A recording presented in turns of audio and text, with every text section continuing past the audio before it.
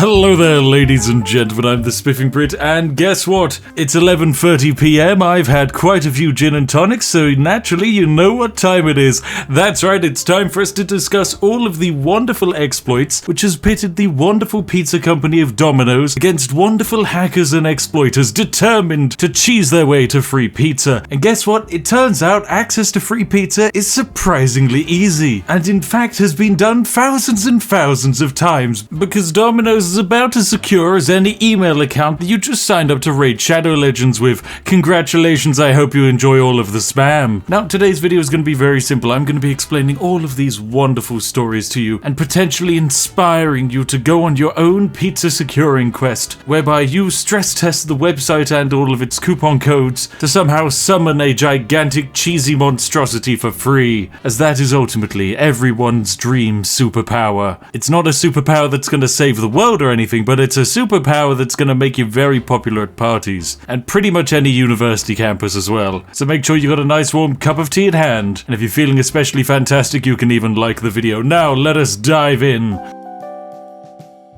It's March 1st, 2009, in the far-off historical dystopia of Cincinnati in America. A local resident, Michelle, is just enjoying her lunch break, and she logs onto her favorite local internet forum, CincyMumsLikeMe.com. Seriously, this is a genuine website, and this is part of the story. Does this website actually even work?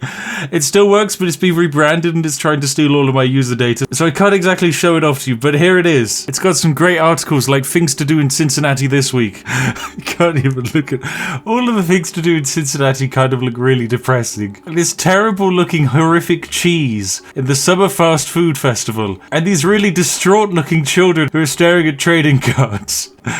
Oh my goodness. Visit Cincinnati. It's great, I'm sure. But anyway, back to Michelle. Michelle finds a post outlining something that seems too good to be true. An exploit that supposedly allows for free pizza. The exploit is pretty simple. Go onto Domino's and enter in the coupon code BAILOUT in all capital letters, and the user is suddenly entitled to a free pizza. She puts the coupon code in, makes the order, and wabam, sends it off. The order is accepted, and the pizza is reportedly in the oven. Now there's one slight issue. Michelle wasn't the only person who uses CincyMumsLikeMe.com, and it turns out there were dozens of posts just like it scattered across all of the local university campuses. And what do students find more appealing than crippling debt? Well, it's free pizza. Consequently, Michelle's order was sent off to a local Domino's store, which was then immediately overwhelmed by hundreds of instantaneous orders for free pizza. The 14 Dominoses that were situated around the local college campus were immediately forced to give away well over 700 pizzas to enterprising students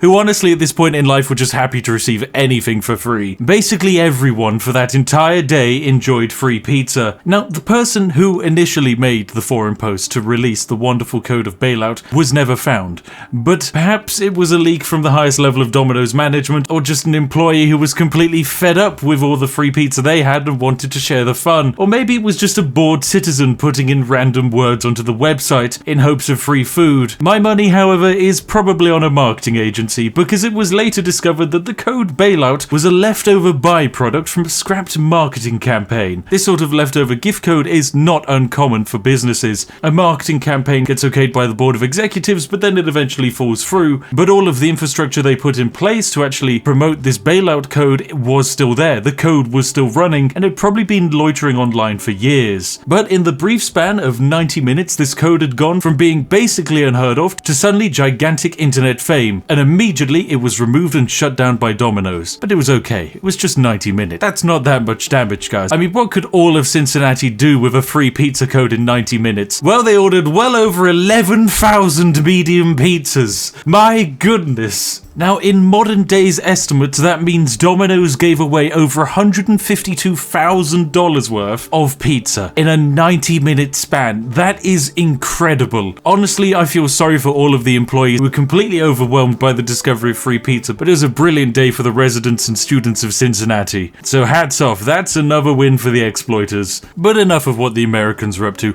It's time to get closer to home. How do we, the lovely British sausages, like to cheese our way into free pizza?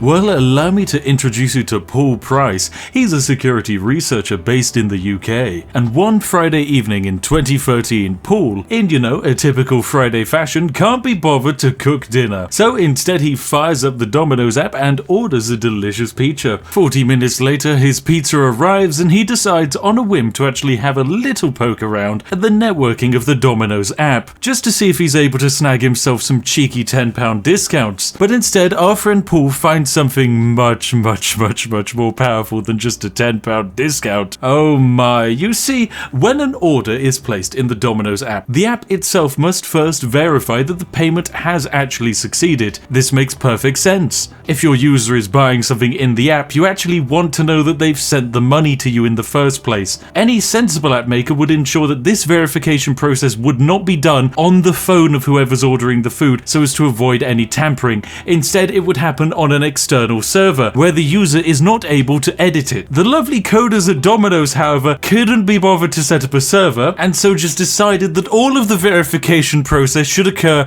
on the user's phone. Therefore, Paul, after ordering some dessert for his dinner using a complete spoof card that didn't exist or work, simply just went into the app and edited a simple bit of code. He edited that the card had been declined to just simply say accepted and changed the status from 7, which is a failure of an order, to a 1, which is a success of an order. The app accepted this non-existent payment, the non-existent card was never charged, and much to his surprise, 30 minutes later, Paul has another Domino's pizza, some chicken strips and a chocolate chip cookie, all acquired for completely free. This is downright incredible. The thing is, this exploit wasn't limited to Domino's. This exploit is actually relatively common in many apps today. Actual payment verification systems are very standard, and lazy companies that just can't be bothered to verify the payment externally will just do it locally on the phone, allowing people like Paul here to just manipulate whatever the results are. The issue is here, there is no limit, because no payment is ever going to be taken, and you can put in whatever card details you like and you will still get the food.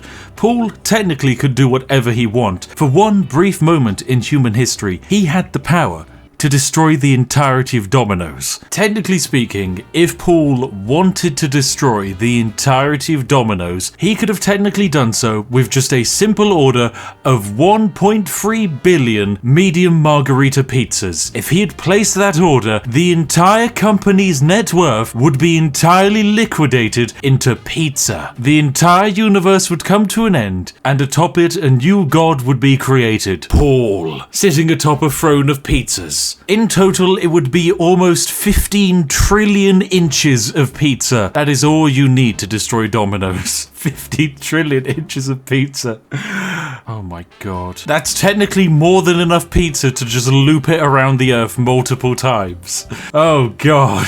But sadly, in some more disappointing yet, logical news, Paul, being a security researcher and a sensible, kind British fella, tells the delivery driver when the food arrives that his card declined and he pays for the extra food with cash instead. His conscience is clean, he reports it to Domino's, and it is fixed. No free food for anyone else. I know, it's a shame, but it taught us all a valuable lesson about the powers of payment verification and how you can very easily get things for free via your phone.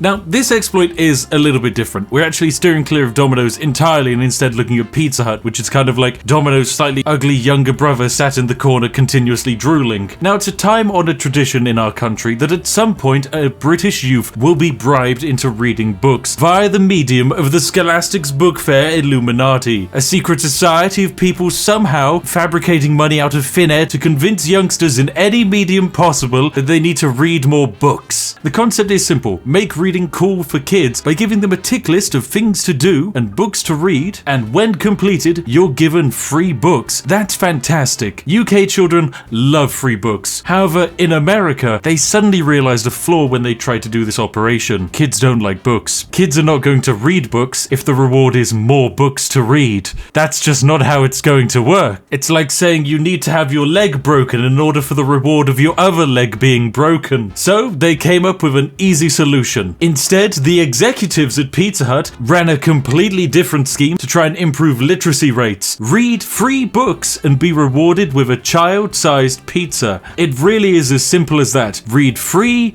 books.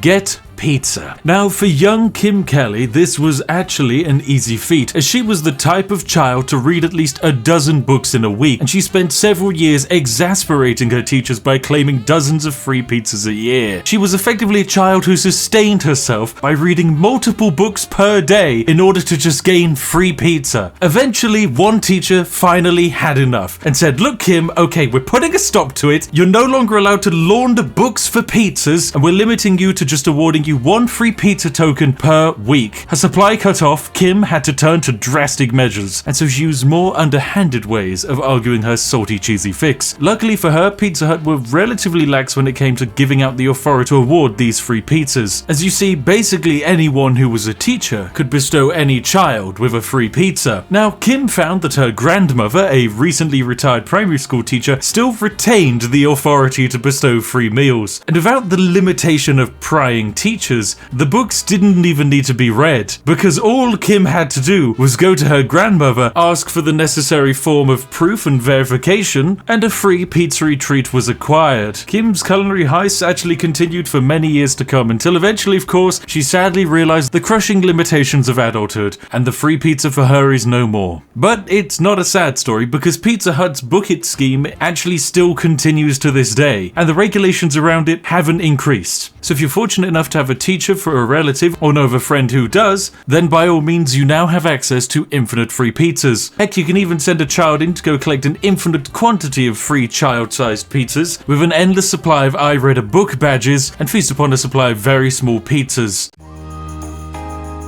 This is by far the most ridiculous way I have ever seen someone gain free pizza. So 2 years ago, Domino's ran a campaign. The system was pretty simple. Take a picture of your pizza and Domino's will reward you with 10 loyalty points. These points themselves can then be spent on free pizzas or free sides. You name it, it's fantastic. Normally you get points for actually buying orders. And that makes sense, you know, you buy a pizza, you get your points, eventually you'll get free pizza. That system works. But for a limited time run, Domino's decided to do points for pies. The system was relatively simple. Any Domino's account could take a picture of supposedly a Domino's pizza and they would instantaneously gain 10 Domino's points. This system makes sense, you know, you take a picture of the Domino's pizza you ordered, you get a couple of bonus points, Domino's thinks you're then more likely to take that picture and post it on social media, everyone wins. There's just one slight downside. The people behind the pizza detection service weren't human. In fact, Domino's decided they'd just get a very basic AI to detect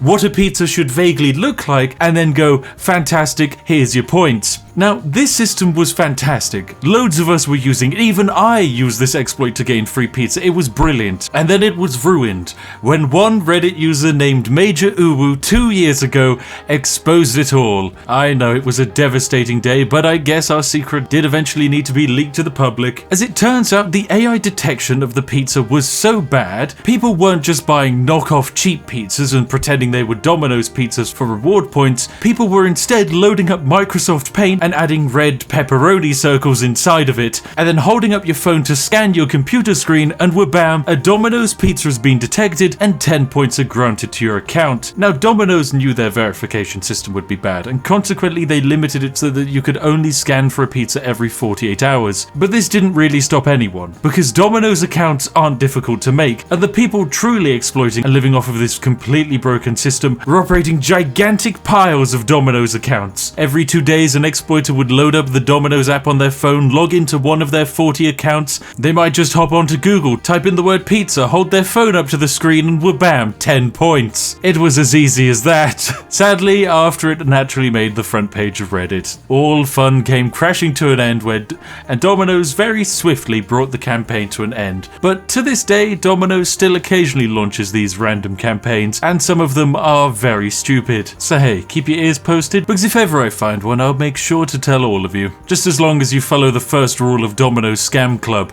You don't tell Domino's about Domino's Scam Club. Anyway, there you have it, ladies and gentlemen. I've been the Spiffing Brit. If you've enjoyed today's video, then make sure to give it a like. And hey, why not consider subscribing and turning on notifications? That way you're going to make sure that you get all of the premiere and crispy exploits as soon as they roll out of the lovely pastry oven. As always, a massive thank you to each and every one of our lovely patrons who make these videos all the more possible. Seriously, thank you very much. And if you sat there wondering what video you'd like to watch next on the hellscape that is YouTube, well, look no further than this one on screen now. hand chosen by myself to be absolutely perfect. Anyway, I'll see each and every one of you in the next one. Have an absolutely lovely day, and goodbye for now.